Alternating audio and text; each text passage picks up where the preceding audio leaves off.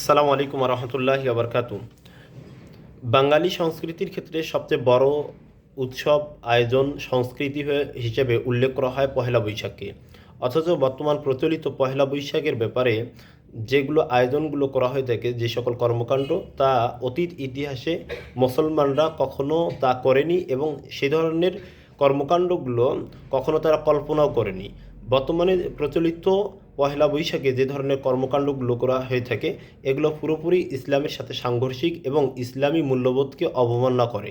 এজন্য একজন মুসলিমের ইমানি দায়িত্ব কর্তব্যের জায়গা থেকে তার ইমান রক্ষা করার ক্ষেত্রে এ ধরনের কুফরি, শিরকি এবং হিন্দুয়ানি সংস্কৃতি থেকে নিজেকে বিরত রাখা একান্ত ইমানি দায়িত্ব কর্তব্য।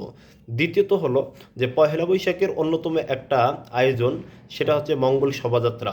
এটাকে তথাকথিত বুদ্ধিজীবী, সুশীল সমাজ এবং সংস্কৃতি মনা যেভাবে প্রমোট করছে কিংবা যে ধরনের বক্তব্যগুলো প্রদান করে থাকে এবং ভাষাগত দিক থেকে প্রায়োগিক অর্থে যে শব্দ ব্যবহার করে, সেটা হচ্ছে আবহমান সংস্কৃতি।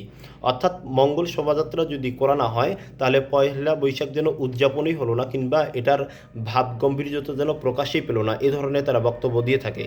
আসলে আমরা যদি দেখি যে আবহমান সংস্কৃতি এই শব্দটা বাংলা সাহিত্যে কিংবা বাংলা ভাষায় প্রায়োগিক অর্থে এটাকে সবচেয়ে বেশি ব্যবহার করা হয়, যে যুগের পর যুগ কিংবা প্রজন্মের পর প্রজন্ম যে যে সংস্কৃতি কিংবা যে বস্তু লাগাতার অবিরামভাবে চলে আসে প্রজন্মের পর প্রজন্ম কিংবা যুগের পর যুগ, সেই ক্ষেত্রে বাংলা ভাষায় এই শব্দকে ব্যবহার করা হয় আবহমান কাল। অথচ আমরা যদি মঙ্গল শোভাযাত্রার ইতিহাসটা দেখি, তাহলে দেখা যায় সর্বপ্রথম 1985 সালে যশোরে মঙ্গল শোভাযাত্রা প্রদর্শনী হয়। তারপর 1989 সালে এটা ঢাকা বিশ্ববিদ্যালয়ের শিক্ষার্থীরা, চারুকলা ইনস্টিটিউটের শিক্ষার্থীরা, তারা মঙ্গল শোভাযাত্রা প্রদর্শনী করে।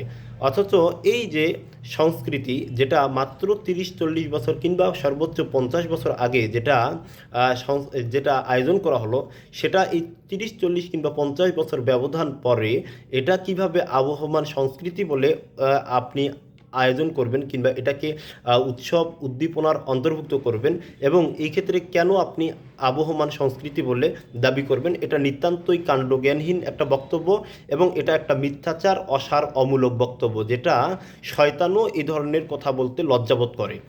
আরেকটি হলো যে তারা যে এই যে উদ্দীপনা কিংবা এই আয়োজন করেছিল, প্রদর্শনী করেছিল, সেটা মূলত তারা আনন্দ শোভাযাত্রা বলে তারা আয়োজন করেছিল, এটা মঙ্গল শোভাযাত্রা বলে তারা আয়োজন করেনি। সুতরাং এই বিষয়গুলো থেকে আপনি, আমি আমার জায়গা থেকে, ইমানের জায়গা থেকে আপনার ইমান রক্ষা করার ক্ষেত্রে বিষয়গুলো বিবেচনা করে আপনার ইমান আমলকে রক্ষা করার ক্ষেত্রে সর্বোচ্চ গুরুত্ব দিতে হবে। কেননা শরীয়তকে আগে গুরুত্ব দিয়ে সাহিত্য, সংস্কৃতি, অর্থনীতি, রাজনীতি এগুলোকে আপনার বিশ্লেষণ করতে হবে। আল্লাহ তাআলা আমাদেরকে সঠিক বুঝদান করুক এবং যাবতীয় মিথ্যাচার থেকে আমাদের হেফাজত করুক। আসসালামু আলাইকুম রহমতুল্লাহি ওয়া বারাকাতুহু।